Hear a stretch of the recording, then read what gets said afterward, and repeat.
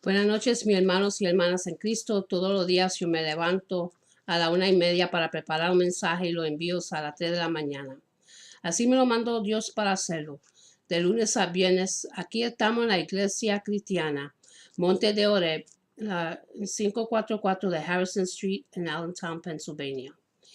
Aquí tenemos servicios todos los domingos a la 1 p.m. y todos los jueves tenemos servicios y estudios bíblicos a las 7 p.m. Vengan todos para adorar en la casa de Dios, en espíritu y en verdad.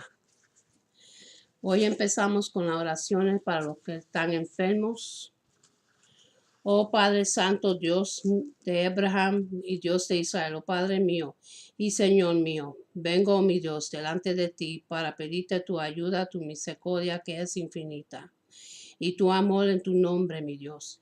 Envío tu palabra, la cual jamás regresa vacía, porque hará lo que tú dices en ella, y lo consumirá. Porque tú eres altísimo sobre la tierra y toda la creación, y esta tu palabra ahora mismo que yo estoy enviando, en el nombre que es sobre todo nombre poderoso de Jesús de Nazaret.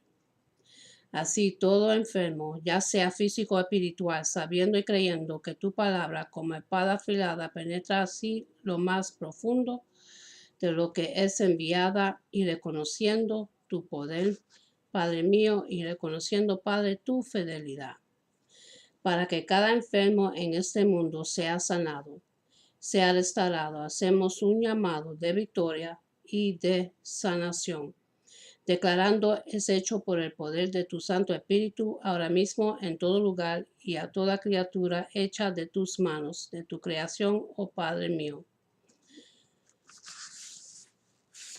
Hoy oramos para todos los que tienen cáncer, para todos los que están sufriendo de esa enfermedad y diferentes enfermedades, y para los que están en los hospitales también, y para que los que no tienen acceso a medicamentos o médicos. Padre Santo, aquí te presento a Jacob, un joven que está enfermo, Padre, que usted me lo sane y lo cure de su cáncer, y que él sea fuerte y pueda desarrollar bien. Ayúdalo en su caminar, Padre, y protégelo, y dale las fuerzas necesarias y la salud para combatir esa enfermedad. También oremos para el nieto de Miguel, que Dios ponga su mano sobre él y que pueda hablar claritamente y que lo ayude a desarrollar sus vocales. Y también para una niña que se llama Génesis, que Dios la ayude a ella a desarrollar sus vocales y que ella pueda hablar claritamente y que puedan desarrollarse bien, y estén con ellos y protégelos, Padre Santo. Y ayuden a todos los jóvenes y los adultos y los mayores y los niños que están enfermos, Padre. Pon su mano sobre ellos y sánalo. Sánale los órganos de su cuerpo, dale salud. Esté con ellos y ayúdalo en todo. En el nombre de Jesús te lo pido. También oremos para la restauración de matrimonios y restauración de los padres y los hijos que están alejados, Padre, que sean unidos de nuevo. Pon tu mano sobre ellos y ayúdalo, Padre, porque tú eres un Dios y no hay nada imposible para usted. Para que usted restaure todas sus relaciones y lo ayude a ellos a ser unidos de nuevo, que se puedan entender, comprenderse bien y comunicarse bien, y que sean más unidos como nunca. Te lo pido en el nombre de Jesús. También oremos para los que están en el vicio de drogas y alcohol, Padre Santo, que es una esclavitud al vicio. Te pedimos, mi Padre, que pongas su mano sobre ellos, que me los sanes y quita esa adicción. Y sánale a ellos, Padre, que han sufrido del abuso, que han pasado y el sufrimiento de su vida. Ayúdalo a ellos, Padre, que puedan sanarse bien y quítales el vicio que tienen. En el nombre de Jesús te lo pido. Padre que estás en los cielos, Santificado sea tu nombre, venga tu reino, hágase su voluntad en la tierra como en el cielo. Danos hoy pan de este día y perdona nuestras deudas como nosotros perdonamos nuestros deudores, y no nos dejes caer en la tentación, sino que líbranos del malo. En el nombre de Jesús, amén. Hoy vamos a hablar la morada del Espíritu Santo. La morada del Espíritu Santo es la acción por la cual Dios toma la residencia permanente en el cuerpo de un creyente en Cristo Jesús. En el Antiguo Testamento el Espíritu venía y se apartaba de los santos, empoderándolos para el servicio, pero no necesariamente permanecido con ellos. En el libro de Jueces, capítulo 15, versículo 14, dice así: Cuando se acercaba a Lehi, los filisteos salieron a su encuentro con gritos de victoria. En ese momento el Espíritu del Señor vino sobre él con poder, y las sogas que ataban sus brazos se volvieron como fibra de lino quemada, y las ataduras de sus manos se deshicieron. Y también en el primero de Crónicas, capítulo 12, versículo 18, dice así: Y el Espíritu vino sobre Amasei, jefe de los 30, y este exclamó: Somos tuyos, David, estamos contigo, hijo de Isaí. 3 veces deseamos la paz, a ti y a quien te brinde su ayuda. Y quien te ayuda es tu Dios. David los recibió y los puso entre los jefes de la tropa. Y en el libro de Salmos, capítulo 51, versículo 11, esto es David orándole al Señor, pidiéndole perdón por su pecado, su crimen que él cometió. Y le dice a Padre Santo: No me alejes de tu presencia, ni me quites tu Santo Espíritu. Y en el libro de Ezequiel, capítulo 11, versículo 5. El Espíritu del Señor vino sobre mí y me ordenó proclamar: Así dice el Señor. Ustedes, pueblo de Israel, han dicho esto, y yo conozco sus pensamientos.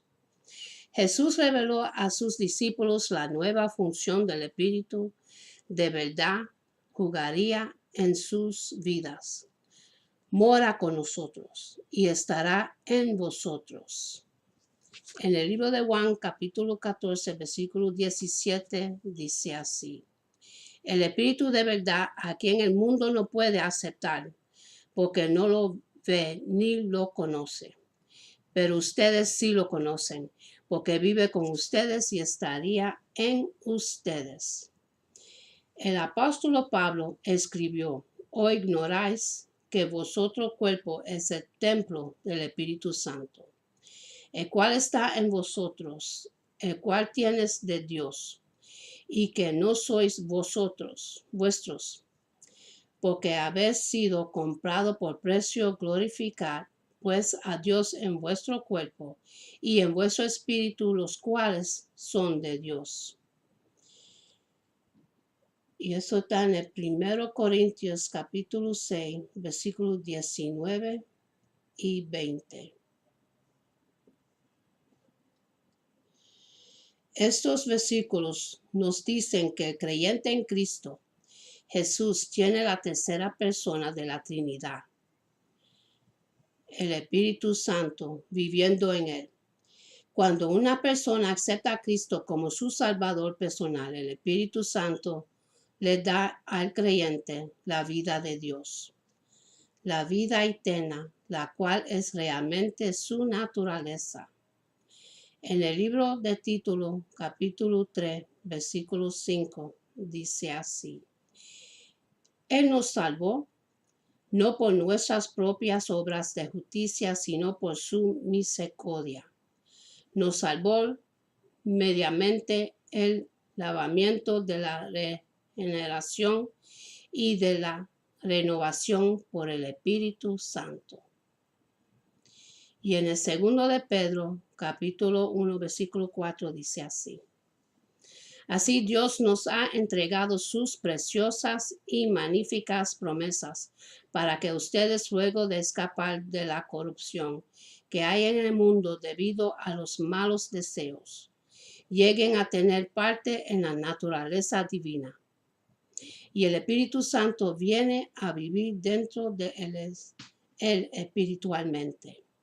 El hecho de que el cuerpo del creyente sea semejante a un templo donde vive el Espíritu Santo nos ayuda a entender lo que significa la morada del Espíritu Santo.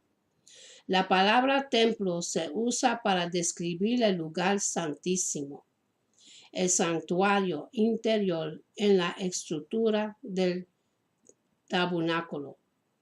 En el Antiguo Testamento, ahí la presencia de Dios aparecía en una nube y se encontraría con el sumo sacerdote, que entraba una vez al año al lugar santísimo. En el día de la expiación del sumo sacerdote, entraba con la sangre de un animal sacrificado y la rociaba sobre el propiciatorio del arca del pacto. En este día especial, Dios les concedía el perdón al sumo sacerdote a su pueblo. Hoy en día no hay ningún templo judío en Jerusalén y ya no se realizan más sacrificios de animales. El creyente en Cristo se ha convertido en el santuario interior de Dios. El Espíritu Santo, en tanto que el creyente ha sido santificado y perdonado por la sangre de Jesucristo. En el libro de Efesios, capítulo 1, versículo 7, dice así. En él tenemos la redención mediante su sangre, el perdón de nuestros pecados, conforme a las riquezas de la gracia. El creyente en Cristo se ha convertido en la morada del Espíritu Santo de Dios. De hecho, la Biblia también dice que Cristo habita espiritualmente en el creyente. En el libro de Colosenses, capítulo 1, versículo 27, dice así. A estos Dios se propuso dar a conocer cuál es la gloriosa riqueza de este misterio entre las naciones, que en Cristo, en ustedes la esperanza de gloria. Y por Dios el Padre. 1 Juan 4:15 dice así. Si alguien reconoce que Jesús es el Hijo de Dios, Dios permanece en él y él en Dios. Toda la Trinidad está involucrada. Como el Espíritu Santo vive en el creyente, él trae consigo algunos resultados que cambian la vida. Cuando el Espíritu habita en alguien, viene a un alma muerta en pecado para crear una nueva vida. En el libro de Tito, capítulo 3, versículo 5, dice así. Él nos salvó no por nuestras propias obras de justicia, sino por su misericordia, nos salvó mediante el lavamiento de la generación y de la renovación por el Espíritu Santo. Este es el nuevo nacimiento del cual Jesús habló en el libro de Juan, capítulo 3, versículo 1 hasta el 8. Dice así. Y esto era Jesús enseñándole a Nicodemo. Había entre los fariseos un dirigente de los judíos llamado Nicodemo. Este fue de noche a visitar a Jesús. Rabí, le dijo, sabemos que eres un maestro que ha venido de parte de Dios, porque nadie podría hacer las señales que tú haces si Dios no estuviera con él. De veras te aseguro que quien no nazca de nuevo no puede ver el reino de Dios, dijo Jesús. ¿Cómo puede uno nacer de nuevo, siendo ya viejo? Preguntó Nicodemo. ¿Acaso puede entrar por segunda vez en el vientre de su madre y volver a nacer? Y te aseguro que quien no nazca de agua y del Espíritu no puede entrar en el reino de Dios. Respondió Jesús. Lo que nace del cuerpo es cuerpo, lo que nace del Espíritu es espíritu. No te sorprendas de que te haya dicho, tiene que nacer de nuevo. El viento sopla por donde quiera y lo oyes silbar, aunque ignoras de dónde viene y a dónde va. Lo mismo pasa con todo el que nace del Espíritu. Cuando el Espíritu habita en alguien, le confirma que pertenece al Señor y es un heredero de Dios y coheredero con Cristo. En el libro de Romanos capítulo 8, versículos 15 y 17 dice así. Y ustedes no recibieron un espíritu que de nuevo los esclavice al medido, sino el espíritu que las adopta como hijos y les permite clamar, Abba Padre. El Espíritu mismo le asegura a nuestro espíritu que somos hijos de Dios. Y si somos hijos, herederos, herederos de Dios y coherederos con Cristo, pues si ahora sufrimos con Él, también tendremos parte con Él en su gloria.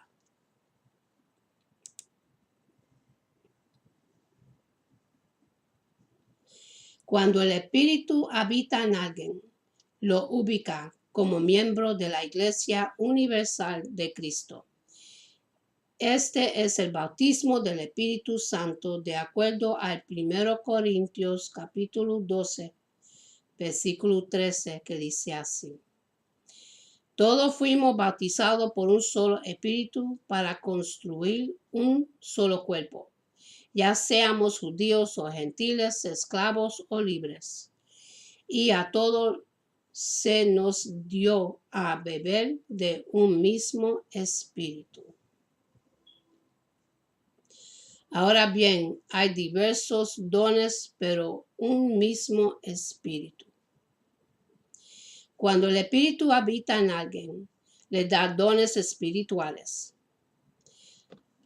habilidades que Dios da para el servicio, para edificar la iglesia y servirle al Señor y efectivamente para su gloria. El 1 Corintios capítulo 12, versículo 11 nos explica así. Todo esto lo hace un mismo y único espíritu, quien reparte a cada uno según Él lo determina. Cuando el Espíritu habita en alguien, lo ayudará a comprender y aplicar las Escrituras en su diario vivir. El 1 Corintios capítulo 2, versículo 12 dice así. Nosotros no hemos recibido el Espíritu del mundo, sino el Espíritu que procede de Dios para que entendamos lo que por su gracia Él nos ha concedido. Cuando el Espíritu habita en alguien, enriquece su vida de oración y intercede por él en oración. En el libro de Romanos, capítulo 8, 26 y 27 dice así. Asimismo, en nuestra debilidad, el Espíritu acude a ayudarnos. No sabemos qué pedir, pero el Espíritu mismo intercede por nosotros con gemidos que no puedan expresarse con palabras, y Dios que encima examina los corazones sabe cuál es la intención del Espíritu, porque Él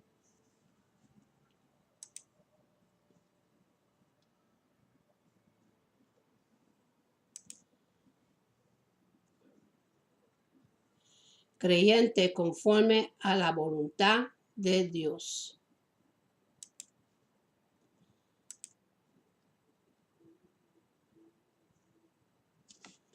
Cuando el Espíritu habita en alguien, lo empodera para que se rinda a vivir para Cristo, para hacer su voluntad.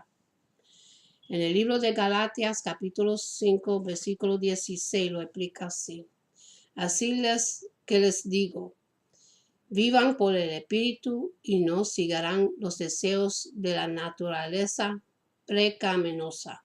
En otras palabras, que uno tiene que seguir viviendo y caminando por el Espíritu y no por la carne, porque la carne lo que hace es caer a uno en pecado. Porque la carne siempre está combatiendo contra el Espíritu de uno. Porque la carne quiere todas las cosas del mundo y el Espíritu es el que está conectado al Padre Celestial directamente. Y por eso nosotros tenemos que buscar más de Dios y escudriñamos la palabra de Dios para saber más y conocer y acercarnos más de Dios. El Espíritu guía al creyente por sendas de la justicia.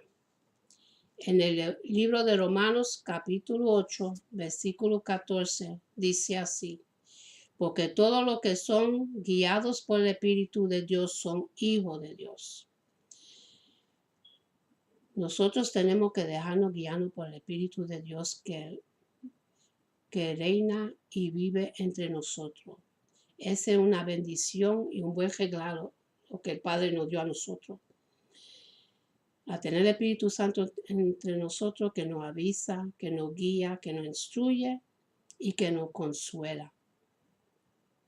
Y es bueno orarle a Dios y pedirle dirección y orarle a Dios y pedirle para cuando tenemos problemas que nos guíe y que nos ayuden a resolver nuestra situación y nuestros problemas y nuestras relaciones que tenemos con los demás. Y Dios pone todo en la mano de nosotros. Es un honor y un privilegio que el Espíritu Santo vive y está adentro de nosotros, porque nos guía, nos cuida y nos enseña. Tenemos que someternos más a Dios para que podamos ser buenos servidores de Dios y seguir su camino y hacer la cosa como Dios nos manda a hacerla. Porque Dios sabe lo mejor para nosotros, no es nosotros que lo sabemos. Solo Dios sabe.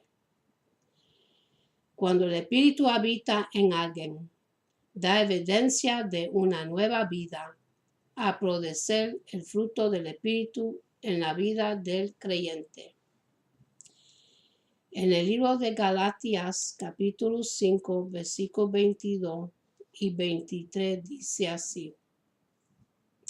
En cambio, el fruto del Espíritu es amor. Estos son todos los frutos que el Espíritu Santo nos da. El fruto del Espíritu es el amor, alegría, paz, paciencia, amabilidad, bondad, fidelidad, humildad y dominio propio. No hay ley que condene estas cosas. Esos son todos los dones del Espíritu que nos da y Él nos ayuda en desarrollar en cada uno de ellos. Él es amor, nos llena de amor. Él nos da la alegría para que seamos contentos y felices. Él nos da la paz que sobrepasa todo entendimiento. Una paz que nos hace falta. Y lo bueno que es tener el amor a Dios, el amor a los otros hermanos y hermanas en Cristo. Y Él nos ayuda en desarrollar la paciencia porque hoy en día muchos creyentes no tienen paciencia.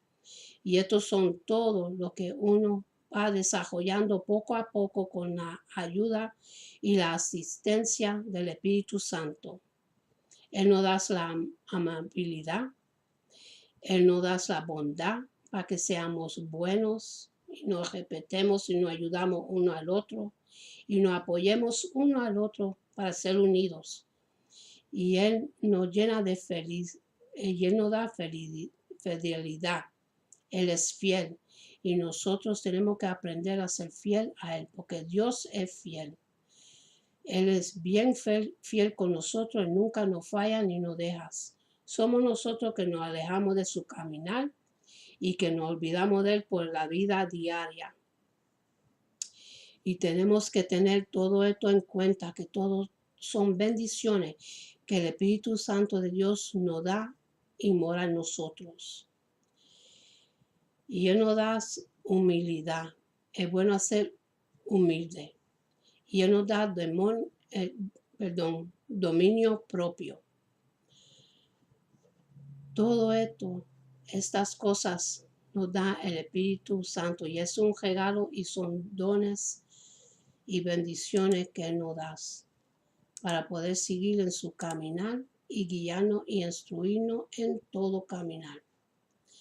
Cuando el Espíritu habita en alguien, se contrista cuando el creyente peca, porque eso no le agrada a Dios. Y cuando uno cae en el pecado, eso le abre la puerta al enemigo a entrar a nuestra vida. Y cuando eso pasa, el enemigo entra para matar, destruir todas las relaciones que tenemos con la familia, con nuestros hijos, hogares, matrimonios, con todos. Tenemos que tener mucho cuidado a no pecar, porque ahí es que entran las tinieblas. Y las tinieblas es lo peor. Viene para destruir y arrasar con todo. En el libro de Efesios, capítulo 4, versículo 30, dice así: no agraven al Espíritu Santo de Dios, con el cual fueron sellados para el día de la rendición. Esa es la bendición que Dios nos da. Nos selló con el Espíritu Santo hasta el día de redención. Y traer convicción del pecado al creyente para que confese su pecado al Señor para que su relación sea restaurada. En el primero de Juan, capítulo 1, versículo 9, dice así: si confesamos nuestros pecados, Dios, que es fiel y justo, nos los perdonará y nos limpiará de toda maldad. Cuando uno hace un pecado, es bueno reconocerlo y arrepentirte y pedirle perdón a Dios para que Él nos ayude, porque cometemos errores, somos seres humanos y todo esto pasa en nuestra caminar para uno poder desarrollar y seguir y echar para adelante. La cosa es que uno tiene que arrepentirse, pedirle perdón a Dios para nuestros pecados y seguir de nuevo y tratar lo más posible, seguir en el camino derechito de Dios. Cuando el Espíritu habita en alguien, Él sella al creyente hasta el día de la redención, de modo que la llegada del creyente y a la presencia del Señor está garantizada después de esta vida. Y eso se encuentra en el libro de Efesios, capítulo 1, versículo 13 hasta el 14. Y dice así: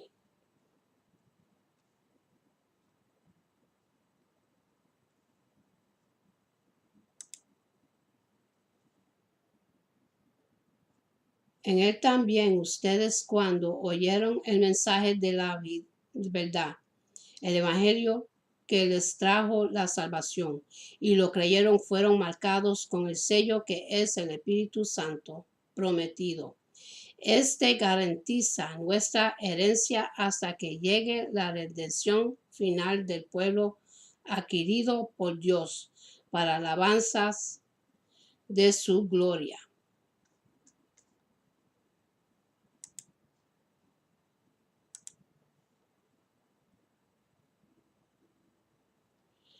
Cuando usted acepta a Cristo como su Salvador, en el libro de Romanos, capítulo 10, versículo 9 hasta el 13, dice así: que si confesas con tu boca que Jesús es el Salvador y crees en su corazón que Dios lo levantó de entre los muertos, serías salvo.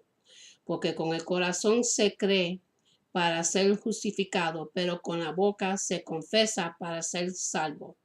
Así dice la Escritura, todo el que confíe en él no sería jamás defraudado. No hay diferencia entre judíos o gentiles, pues el mismo Señor es Señor de todo y bendice abundantemente a cuantos lo invocan, porque todo el que invoque el nombre del Señor sería salvo. El Espíritu Santo habita en su corazón, trayendo consigo toda una nueva vida de amor, de relación y de servicio al Señor. Y con eso termino. Y ahora aquí tengo la oración para los que quieran recibir a Jesús como su Salvador, para que su nombre sea escrito en el libro de la vida y para cuando te llegue la hora pueda estar en el reino de Dios, en el cielo con Dios. Y ese es el lugar de nosotros. Nosotros no somos de este mundo, nosotros somos del reino de Dios. Estamos aquí de paseo para aprender y desarrollar y saber más de Dios. Repiten esta oración de salvación conmigo para que pueda tener la vida eterna con Jesús. Padre Celestial, en el nombre de Jesús, yo me arrepiento de mis pecados y abro mi corazón para que Jesús venga dentro de mí. Jesús, tú eres mi Señor y Salvador. Creo que moriste por mis pecados y se levantó de los muertos. Lléname con tu Espíritu Santo. Gracias al Padre por salvarme. En el nombre de Jesús. Amén. Para que así su nombre sea escrito en el libro de la vida. Porque rechaza a Jesús y no lo acepta como su Salvador, va a caer en el lago de fuego, al infierno, y va a quemar por toda la eternidad y va a ser torturado por todos los demonios que están ahí en el infierno. Y Dios no quiere que nadie se perezca. Y ahora voy a hacerle la oración que Dios le dio a Moisés y a Aarón cuando estaban en el desierto. Y esta es la bendición para todos. En el libro de Números, capítulo 6, 24 y 26, dice así: Jehová te bendiga y te guarde, Jehová haga resplandecer su rostro sobre ti y tenga de ti misericordia. Jehová hace sobre ti su rostro y ponga en ti paz. Que Dios me lo bendiga, me lo guarde y que tengan una buena noche y un buen día. Y acuérdense en agradecerle todo lo que tiene, porque Dios es que da y surte todo. Ten fe en Él, búsquenos a Él, para que tú puedas llenar su vida con el Espíritu Santo que nos guía, nos protege siempre. Que Dios me lo bendiga. Amén.